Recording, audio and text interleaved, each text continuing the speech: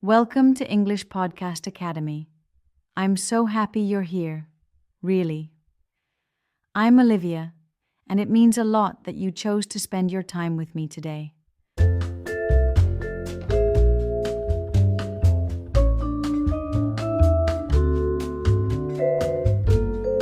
Whether you're listening from your bedroom, your kitchen, or maybe while walking outside with your headphones on, just know that this moment is yours.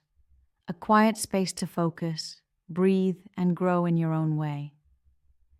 In today's episode, we're going to explore something called the present continuous tense. But don't worry, this won't feel like a classroom. We're not going to list out grammar rules or make you memorize anything. Instead, you'll hear the tense inside a real story. You'll feel how it lives in natural conversation. And by the time the story ends, you'll already start understanding how it works, without even trying too hard. That's the magic of learning through listening. Here's what we're doing today. First, I'll tell you a calm, everyday story. One you can picture clearly, with details that feel real. Maybe it's a morning walk, a phone call between friends, or a moment at home. It's not dramatic, but it's meaningful. You'll hear the present continuous in action, without even realizing it at first. Then, I'll gently explain how this grammar works. Not with big words, but in a simple, natural way that actually makes sense. I'll break it down using examples from the story you just heard, so it all connects clearly in your mind. And finally, we'll end with a soft reflection, just for you. A quiet moment to remind you that you're doing enough, that this time you've given yourself matters, and that even small steps can lead to big changes. So get cozy, take a deep breath, maybe grab a warm drink or wrap yourself in a blanket. This is your time, and I'm right here with you. Let's begin. It's 8 o'clock in the morning. The day is just beginning, and the world feels soft and quiet. Maya is walking to the cafe near her apartment, her footsteps slow and steady on the sidewalk. The air is cool against her cheeks, and the sky above is painted in soft pink and gold as the sun begins to rise. She's wearing a long black coat that moves gently with each step. In one hand, she's carrying her favorite book. The cover a little worn, the pages filled with notes and underlined thoughts. It's the kind of book she reads again and again, always finding something new. The streets are quiet, but not empty. People are starting their day. Some are driving past in half-awake silence, their windows fogged from the morning chill. Others are waiting at the bus stop, sipping from travel mugs, adjusting their scarves, or scrolling through their phones. It's a gentle rhythm, life unfolding moment by moment. Inside the cafe, the barista is making fresh coffee. The sound of grinding beans mixes with the soft hum of indie music playing in the background. A couple is sitting near the window, their heads close together, talking and laughing over warm mugs. They're sharing a quiet joke, smiling in a way that says they know each other well. Maya is smiling too. She's feeling peaceful this morning. Not excited, not tired, just calm. Something about the cool air, the smell of coffee, the quiet hum of people. It grounds her. She walks to the counter, orders a cup of tea, and chooses a small table near the corner, away from the noise but close enough to observe everything.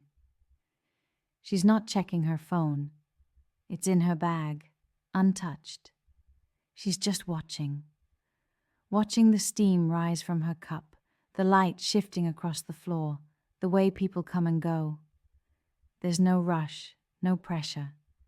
She's just sitting, noticing, breathing.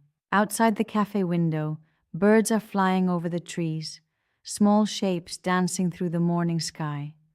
A little boy in a bright red jacket is pointing at them, his face full of wonder. "Look, Mama," he says. His mom is holding his hand, crouching down to explain something gently, maybe the name of a bird or where it's flying to. Maya is listening, not to the words, but to the energy of it all. She's thinking, reflecting, letting her thoughts come and go like the wind. She's breathing in the moment, not rushing toward the next one. She's just here, present, still, alive in this tiny piece of morning. And in that stillness, something beautiful is happening. She's practicing English without even realizing it. All right. Now let's take a quiet moment to reflect on what just happened. You listened to a simple story, nothing dramatic, nothing rushed. And yet, something powerful was happening the whole time. You were hearing the present continuous tense again and again. You didn't have to study it. You didn't pause the story to analyze it. But your brain noticed. It was listening, and it was learning. Let me walk you through it gently, with 6 helpful tips that will make everything even clearer. Tip 1. We use the present continuous for things happening right now. That's the heart of it. If something is going on in this very moment, not yesterday, not tomorrow, not every day, then we use this tense. For example, she is walking to the cafe. It's not a routine. It's not in the past. It's happening as we speak. Think of Maya. She's walking, breathing, noticing the morning. That's what makes this tense so alive and present. Tip 2. It's always am, is, or are, plus a verb that ends in ing. This is the structure, the frame that holds it all together. We say, I am walking, he is reading, they are laughing. Or in natural speech, I'm walking, she's drinking tea, they're talking by the window. That little dashing turns a verb into something that's moving, happening, flowing. Once you get used to that rhythm, it feels easy, even automatic. Tip 3. It's great for describing the moment around you. This tense is perfect for painting a picture of what you see and feel. In the story, Maya isn't just there. She's doing things. She's sitting near the window. She's not checking her phone. She's smiling softly as the morning unfolds. These details come alive because of the present continuous. If you want to sound more real, more aware, more present in English, this is the tense you want to reach for. It turns moments into stories. Tip 4. We also use it when something is temporary. This is a super useful trick. The action doesn't have to be happening this exact second, but if it's not permanent, the present continuous still fits. For example, she's reading a new book this week, or he's staying at his sister's house for a few days.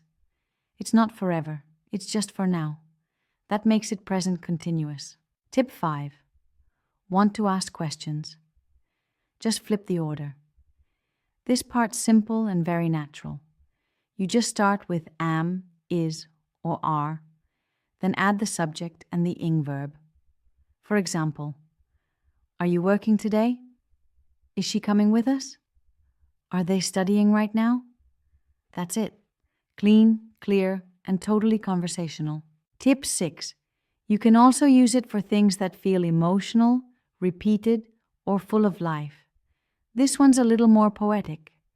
Sometimes English speakers use the present continuous not just to talk about when something is happening, but how it feels. Like, I'm loving this book, even though love is usually a state, not an action. Or, she's always complaining, which we say when something keeps happening again and again, often with emotion attached. This tense brings those feelings closer, makes them more immediate and expressive. And the best part? You didn't memorize any of this. You didn't stare at a whiteboard. You didn't copy down grammar charts. You heard it. You felt it. You lived it through Maya's story. That's real learning, the kind that stays with you. So keep listening, keep noticing.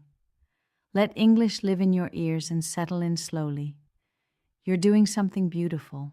You're doing something amazing, you know that? Really, you are. You're not just studying English. You're building a relationship with it. You're learning to feel the language, not just memorize it. You're showing up with your whole self, your ears, your thoughts, your time. And that matters more than you realize. You listened. You understood. You noticed the small details, the way verbs move, the way sounds flow. And even if some parts felt new or unfamiliar, you stayed with it. That's how progress happens. Not all at once, but moment by moment, like drops of water filling a glass. So don't worry about being perfect. Perfection is not the goal. Presence is. Just come back tomorrow. Come back when you can. Even 10 minutes a day is powerful. It's enough to plant seeds that grow without you even noticing. And the best part? You don't have to do it alone. We've already prepared the playlists for you. Calm, simple, gentle. You don't need to search. You don't need to plan. Just press play, listen, and let English become part of your day, like a soft background melody that makes everything feel a little clearer. Keep going. You're not behind. You're not too late. You're exactly where you need to be. I believe in you, truly, and I'll be right here, waiting for you in the next video. Until then, take care of yourself, and thank you for being here.